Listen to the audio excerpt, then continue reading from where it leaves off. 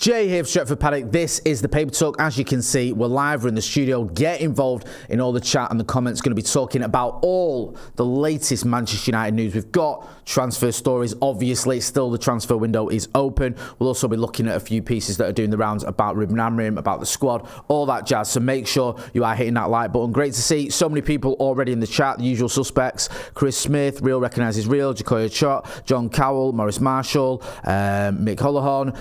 Make sure all you wonderful people are hitting that like button. Should we get straight into it then? The midfielder situation, because it's not going away, is it? The actual sort of debate, discussion, reports, news stories, rumours, whatever you want to call it, about what United are going to do in terms of the midfield. It felt as though Sunday's game against Arsenal raised more questions, because the front three were fantastic. Defensively, I know we can see that goal, but defensively we looked okay, and you can see that there's enough defenders there to keep us going. Wing backs, again, looks okay.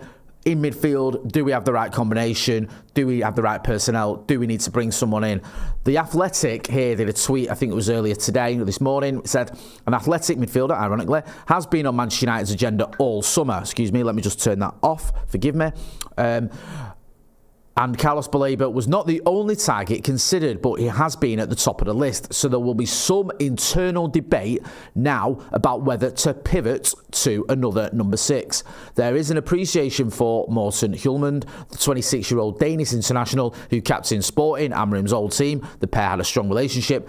Jadon Wharton is another who could come into the reckoning, but United will carefully weigh up whether to spend more money at a time when they need to make sales. Baleba presented a special opportunity, and making a move for a midfielder is not guaranteed. So that's Mark Critchley, who was on the channel yesterday, and Laurie Whitwell, who's always on Inside United every month or every 2 weeks on this channel. So it's not as though United are sort of definitely not going to be looking at other midfielders, but it doesn't feel like there's a lot in that, if that makes sense. It feels as though the priority was Baleba, to the point where if we didn't get Baleba, and it doesn't look like we're going to, I wouldn't be that confident we're going to go in for someone else. There might be a sort of feeling, it does appear there is a feeling that United will make do with what we've got and go in for Baleba either in January or in the summer. Probably next summer is looking more likely. Let me know what you think about that. Let me know if you agree with that. Do you think I'm wrong? Do you think that could work? Because sometimes United have done this thing where we've wanted a player, we wanted a target, we haven't got him, and then we've gone with someone else and it hasn't worked out.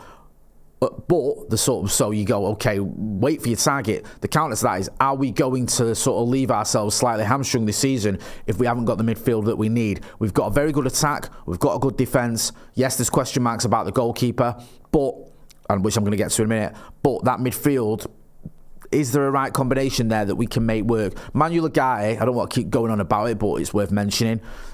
The jury's out, and that's being kind.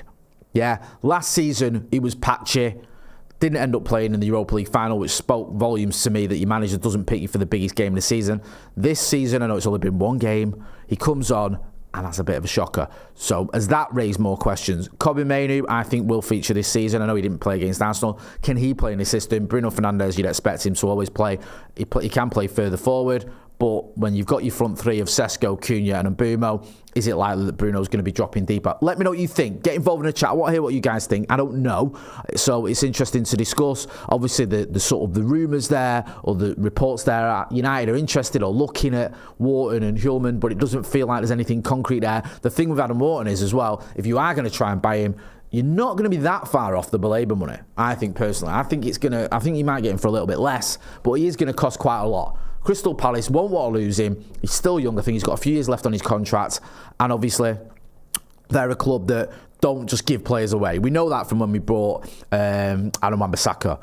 We had to pay 50 million for a right back. You're going to pay a lot more for a midfielder who everyone expects to become an England regular in the not too distant future. I'll get into some of the comments. Zimas Guzman says Guten Morgen. Jay Hensel Bitsit says Hjulmand is not him. Santa Notch says a strong DM can afford Mainoo or Bruno more leeway to perform better as eights. I agree that. If you had someone, if you had someone, as if you had a strong midfielder in that number 6 role, that would, if you had Mainoo or Bruno alongside him, they can get forward. They don't have to do as much of the sort of the donkey work, for want of a better expression. If you had someone alongside them that could do that, I think it could definitely unlock them. Even someone like Casemiro, if you had someone doing all the running and the tackling, he can pick a pass out. He's great at set pieces. Maybe you can still get a tune out of him. But I don't think you can rely on Casemiro to do that running. Don't think Kobe Mainoo's quite got the legs for it. And I don't think Manuel Ugarte, as yet, has shown himself to be that guy. Let me know what you think, though. Donny Blackburn says, I honestly think our business is done. Maybe move one or two out, but I don't see any more incomings, which is a worry.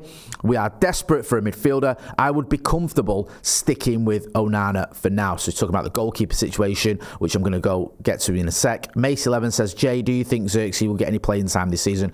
I do, but I think it'll be limited. It seems now you've got that front three, unless there's an injury, in the league, that's going to end up being your front three. So you might have Joshua Zirkzee coming on, and you might try him in the Carabao and the FA Cup, but I don't think he's going to be having 25, 30 Premier League starts unless there's an injury. Let's talk about the goalkeepers then. Another friend of the channel, Nathan Salt, who has the very grandiose title of Digital Manchester United Correspondent. He's wrote a piece here, says, why Manchester United absolutely must, in capitals, must sign a new goalkeeper with uncapped Belgian joining high-profile duo on list of potential targets. So it says here, he's going into the goalkeeping situation there. He said Andre Onana will still be the number one this season. Insiders insisted on multiple occasions. His absence from the matchday squad versus Arsenal, fiercely defended by Ruben Amorim, and accusations that he was dropped, copied with the fact his manager didn't declare him the number one on Friday at his pre-match press conference, doing little to cement that. Others would point to the summer budget needing to be prioritised on the bigger problem areas, not least the attack that was totally abject last season. Amorim was back with 200 million to rip that apart of the pitch and start all over again. And then it goes on to the goalkeeping situation. But a goalkeeping error once again undid a lot of the good work on show, and they lost. Go back to December last year when Bayern made two high-profile mistakes to knock United out of the Carabao Cup against Spurs, conceding straight from Heung-min Son's corner, which put Spurs 4-2 up. 6 days later, with Onana back in goal, he conceded directly from a corner. By now, United attacker Matheus Cunha. United will lose both matches. They run the risk now is for all the progress they appear to have made defensively in midfield and in attack. Uncertainty of the goalkeeper is creating anxiety that will permeate the rest of the group. Let me know what you think about this, because he's making some solid points here, Nathan. I'm not just saying that because I get on with him, but it is an issue and we can't ignore it. He talks about the links we've had. Emiliano Martinez was linked with us one day. I remember that on a Sunday, doing the paper talk from my kitchen. Then there was Donnarumma. Donnarumma, it's gone a bit cold on it. It does feel like City are moving forward with that one. Doesn't feel like Manchester United are going to pursue that one. I know that PSG have just brought in Lucas Chevalier from Lille, I think. So Donnarumma, it doesn't look like he's going to stick around. However, he's more likely to go to the blue quarter of Manchester than the red bit. So, yeah, there's this lad here as well in here. Belgian youngster Sen Lemens is another target, although Inter Milan will beat them in that race if they dither on the 23-year-old for much longer.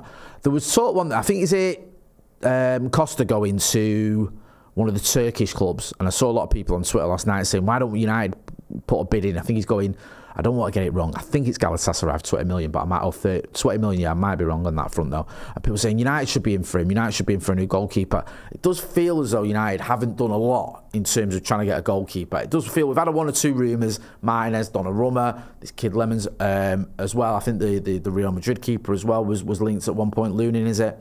But nothing really concrete, nothing where I thought, okay, this is on now. The Martinez one is the closest I thought that maybe there was something in it, because I remember there was one weekend where it was getting reported quite widely, but then it went cold, and it doesn't feel like we're moving forward on that front. So I don't know what's going to happen with Manchester United goalkeepers. It might even be an 11th hour deadline day bid or signing. We've got, how many games? We've got 3 games, is it, before the transfer window shuts? I think we've got, let's have a look. I know we've got, is it Fulham and then Grimsby in the Carabao. And I think we've got one more before, Burnley. So it's Fulham this weekend away, Grimsby away, and then Burnley at home on the 30th of August. So maybe if something carries on going wrong, maybe if Onana comes in and he makes a mistake, and maybe if you go back to Bayern there and he carries on making mistakes, the manager goes, look, we need a goalkeeper. We cannot go into the rest of the season with the goalkeepers. I've got no disrespect to Tom Eaton. I'd be very surprised if he was starting for Manchester United, even though I love him. Alec Bayern still question marks there, and Andre Onana. It's not ideal, is it, when you get your goalkeeper's fit, but he wasn't getting picked. Even if the manager still does think he's his number one, it's not an ideal situation to be in. Let me know what you think, because it's quite a hot topic at the minute. There's still a lot of people talking about Kobe Mainoo, which I'll get to in a minute. Also, Ayash Varma says Wharton, he's not worth his 70 million plus price tag. Adam Kenny says mistake roulette. Joe James John backs it up. He says all our keepers have one mistake per game in them. Stephanie Griffiths in the chat as well. Andrew Bleakley says De Gea made mistakes. Every single one of us was out on him. Don't panic. Trust the manager. Sack Trap says need a keeper without a bozo gene. Adele Samakia says have a lot of work. Just came to say good morning. Love the channel. Thank you for your support. Barry DiCarli says Donnarumma was easily the best goalkeeper last year. The potential to have a world best in position should always be a priority. And L says has Bayern simply not had enough game time. He's hardly play after all. Macy 11 says Jay, would you have De Gea back? I probably wouldn't. I get the idea of bringing in a new goalkeeper. I think going back to David De Gea would be a mistake. I think you can get romanticised about David De Gea. Yes, he had a lot of good games for Manchester United, and there was a 5-year period he was arguably the best goalkeeper on the planet. However, post-2018, I don't think he was as strong. And his final season, I know he got the Golden Glove, but there were some high-profile mistakes, and there was a couple of games where he had a bit of a shocker. I remember Sevilla away, I think it was, in particular sticks in the mind. And obviously there was the FA Cup final, his last game for Manchester United, I think that was, where he could have done a little bit better, or a lot better for the second goal from Gundogan. So I don't know if going back to De Gea is really the answer. I understand that getting a new goalkeeper could be the answer. I get that. I just don't know if you should go back to De Gea. Let me know what you think. Is that the answer to our problems, going back for David De Gea? Should we stick with Onana or Bayern or give Heaton a chance? Or is there someone out there Manchester United should be going for? Should we be moving heaven and earth to try and beat Manchester City to Gianluigi Donnarumma's signature? I want to hear your thoughts, and I want to see some likes as well. Over 1,000 people watching. We've not even got to 100 likes. Come on, people, smash that like button. You can do it. Dan United 94 says, I'm a fully paid up member of the Tom Heat 1 bandwagon. I mean, would he do that? Do you think he would? Genuine question. Do you think Ruben Amorim now might go, look, Onana's been in and out of the team. He's obviously got his issues. Bayern had a couple of chances. He's not had a load of them, but he's had some mistakes. Is it time to give Heaton a chance? He's the only one left, isn't he, realistically, that's going to, I think he's the only 3 goalkeepers. He's one of them, isn't he? So, yeah. Is it time to give him a chance, or is that just ridiculous? I want to know what you think. Ryan Brewer says, I'd love De Gea, solid and knows the league. Stow07 says, John O'Shea, do you remember White Hart Lane? That clean sheet, what a performance. Heaven Soul says, Vitek may also get the call up. Stephanie Griffith makes a great point. 200 likes next, and then thumbs up emoji. Brian Casey says, Diogo Costa would be my number one choice. If it's 20 million euros, even 30 million, should at least test the waters with a bid. I think he's going, there was a transfer, I can't remember where he's going. Let's have a look, because I saw this last night and I forgot to make a note of where it was. Galatasaray, yeah, I was right. I thought it was. I think they bid 20 million for him. I don't know if that's going to be successful. We'll have to wait and see. But certainly a goalkeeper we have been linked with quite a lot in the past. When we got Onana, a lot of people thought we were going to get Diogo Costa. Obviously, we got Andre Onana. He's going into his 3rd season now. Not picked for the first game, despite being fit. It's not ideal, is it? Dan United 94 says, can we not just stick Joe Smith in net? He's like 12 feet tall, isn't he? Everyone's always surprised when they meet me in person that I'm not 5'1", because they don't realise that Joey's dead tall and I'm just sort of average height. Let's talk about sales, because if we're going to buy anyone, we need to sell some people. So this is from the Mirror. 3 Man United deals stall. Brilliant. Manchester United efforts to offload unwanted players have stalled. Hojlund is a target for AC Milan, but they prefer Dusan Vlahovic from Juve. Jadon Sancho's 250 grand a week wages are making a move to Roma complicated. Alejandro Garnacho is a target for Chelsea, but they are struggling to get rid of Christopher Nkunku to Bayern Munich first. That is all very annoying. Hojlund, fine. Look, it's not the end of the world if he doesn't go to Milan. There is talk, I think, of him being wanted by Napoli, which I'll get to in a minute. I wasn't sure that Hojlund would definitely move on this summer, and he's certainly not part of that bomb squad, as they're being termed, that Manchester United are desperate to move on and don't have any future at the club. Garnacho's annoying because he's the one that's probably going to bring in the most amount of money, but you're waiting on Chelsea to shift players, so it's a bit of a, it's like when you buy a house and you're in a chain and you're waiting for the other people to sell their house and all the rest of it. So yeah, it's not ideal. We'll have to wait and see what happens with that one. Jadon Sancho, we spoke about extensively on the Paddock podcast last night, but he could have gone to several clubs. For whatever reason, he's chosen not to. There is a little bit of a worry. I don't mean at the club, but I mean myself and people I speak to and you guys in the chat, that we're going to end up stuck with Jadon Sancho, that he isn't going to take any of these potential moves and he's going to carry on picking up his 250k a week by sitting on the bench or not even on the bench at Manchester United. I know it's on the programme. I don't even think he had a squad number, so it's probably old news that, but it was just sort of stuck out where he was. I think he was on the back of the programme but without the squad number. I mean, he can't, I don't see he's got a future at Manchester United unless there's some sort of drastic change there. So he needs to move on, but if he doesn't want to, what can United do? He's under a contract. He's got, I think, another year left on it, with the option to buy or option to extend, which we're not going to do. So if he doesn't move on, we're stuck with him. So it's not a great situation. I feel like there could be some last-minute manoeuvres for the likes of Jadon Sancho, for the likes of Alejandro Garnacho even. Maybe Rasmus Hojlund pushes on a little bit towards the end of the transfer window. Let me know what you think. Ryan Watson says, how am I late again? Better late than never. Dunkyo says, 250k is insane. Joker says, terminate his contract. Tim Blair says, Jay taller than Stephen. Yep. Dunkyo says 1 million a month. Yep. Manish Bandari says, Jay, where does Zirkzee start in this team? I don't know if he does start in this team when everyone's fit. I think when they're not, it depends, doesn't it? If Zirkzee was injured, if Sesko was injured, you could try Zirkzee as your 9, even though he's a 9.5. Maybe he drops a bit deep and you have Mbeumo and Cunha running on past him. Maybe you push Mbeumo up front and have Zirkzee as one of your 10s alongside Mateus Cunha. There's options there, isn't there? Andreas Goose says, Costa or Martinez more important than a midfielder. If midfielder makes a mistake, then there is a defence. If a goalkeeper makes one, it is a goal. Very true. Mace 11 says, Jay, would Gary Neville take him at Salford if we pay them? Yeah, probably. Let's talk about Rasmus Hojlund. Ben Jacobs has posted on Twitter, and he's done it in conjunction with Alex Crook. Says, Napoli are considering a move for Rasmus Hojlund. We spoke about this last night. In light of Romelu Lukaku's injury, United want Hojlund to depart, 40 million asking price, but United could entertain a loan under the right conditions despite the preference to sell. So we'll have to wait and see what happens with Rasmus Hojlund. There was talk that he wanted to stay and fight for his place, which I think is noble. I don't mind players doing that. I get it. If I was at Manchester United, I'd want to stick around. I don't think it's the same as Jadon Sancho, who's maybe just sticking around to collect a paycheck. I think Rasmus Hojlund wants to stay and try and get in the first team. However, it doesn't look like he's part of the manager's plans, so it seems like he needs to move on, and hopefully he'll move on this window to somewhere like Napoli, which would be a good fit for him.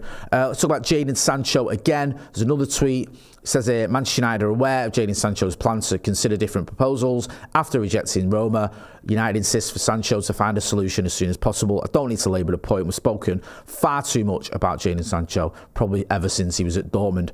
Joshua Zirkzee. There's a story doing the rounds. United say Zirkzee is not for sale. So he's going to be part of the plans. You need backups as well, let's not forget. Yes, we've not got Europe, but we have got probably at least 50 games, haven't we? Not 50. Depends how far we get in the cups. Let's say 45 games or whatever. Players get injured. Players can lose form. Players can need a bit of a rotation. You need options off the bench as well. You don't want to get rid of everyone. So if you're going to let Hojlund go, it makes sense to keep Joshua Zirkzee, especially when your only other option as a striker as such is Chido Obe, who's still a relatively young lad. Well, he's a very young lad.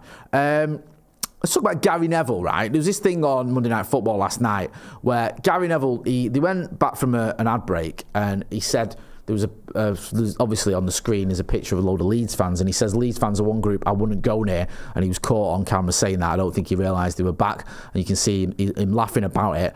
I mean, I don't think there's anything wrong with that. I get where he's coming from. I don't think Leeds fans would be too keen to see him, to be fair. It's not exactly any love lost between Leeds and Manchester United, and I say it before and I'll say it again, the worst away I've ever done was, in terms of hostility, was Ellen Road, and I've watched United in countless places in different countries and all the rest of it, but Ellen Road was an absolute battlefield, and I won't be going back there this season, even though I do enjoy watching us beat Leeds. Steve M says, Ben Jacobs says Bruno agreed to join Al Hilal, never trust him. I think he might have been misquoted there, but every journalist gets things right and wrong. I think even Ornstein, who's pretty infallible, well, almost infallible, has got the odd one or two wrong. People were dragging up a tweet where he said Manuel Aguirre wouldn't be going to United, weren't they? When we didn't want to believe him when he says Carlos Baleba isn't coming to Manchester United. However, I do believe him. I don't think he will be.